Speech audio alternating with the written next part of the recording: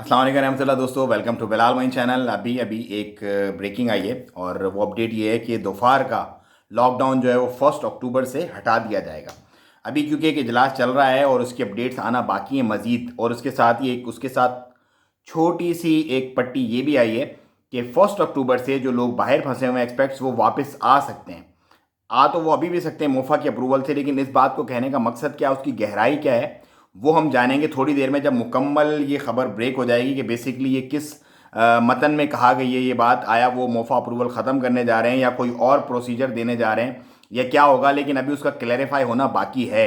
सो आपका क्या गैस है, क्या होगा? मतलब जब थोड़ी देर बाद, आधे एक घंटे पौने घंटे के बाद जब ये आउट हो जाएगी, मुकम्मल आर्टिकल आ जाएगा कि बेसिकली इसको कहने का क्या मकसद था, तो आप मुझे कमेंट में बताइएगा ज़रा। लेट्स सी कि कौन किसका गैस करीब लगता है। दूसरा नंबर ये है कि आज भी काफ़ी ज़्यादा केसेस हुए हैं, सल्तनत के केसेस जो हैं वो बढ़ते जा रहे हैं और 12 डेथ हुई हैं, तकरीबन 600 से प्लस केसेस हुए हैं और 12 डेथ हुई हैं। सो साथ ही साथ ये कि 27 सितंबर से जो लोकल ट्रांसपोर्ट सिस्टम है ओमान का, वो भी खोल दिया जाएगा, स्पेशली बसेस वगैरह के। बहुत सारे लोग आप सवाल करते थे कि कब से खुलेंगे, क्या होगा।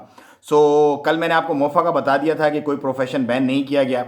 उसके साथ ही जो है वो अपडेट्स वगैरह आना शुरू हो गई थी। अब एक ये जो बात कह देना सुप्रीम कमेटी का कि 1 अक्टूबर से फंसे हुए वापस आ सकते हैं, किस मतन में, उस पर थोड़ा सा जो मतलब तज्ज़िया निगार और जो लोग हैं वो इसमें सोच रहे हैं कि शायद कोई ऐसी ब्रेकिंग और ऐसी खुशखबरी दे दी जाए तमाम जो फंसे हुए हैं बाहर खारजी उन्हें, कि वो फिर वापस आ सकें। लेकिन अभी तक क्लियर नहीं है, अभी उसका क्लियरिफाई होना लाजमी है और ज़रूरी है।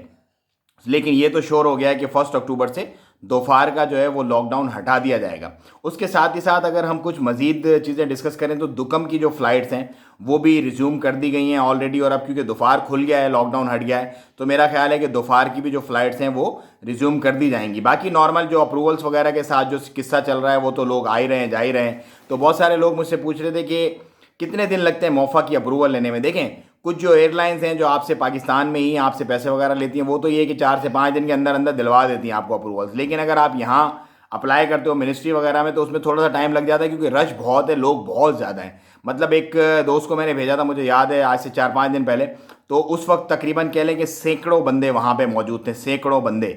तो ये हालात हैं यहाँ पे, और क्योंकि वर्क फोर्स भी अभी कम है, मिनिस्ट्री में फुल अटेंडेंस नहीं है, तो इसलिए थोड़ा सा टाइम लग रहा है उसके लिए। सो जुड़े रहिए, सब्सक्राइब कीजिए मेरा चैनल, मैं आपको मजीद अपडेट करता हूँ थोड़ी देर के बाद। अस्सलाम वालेकुम।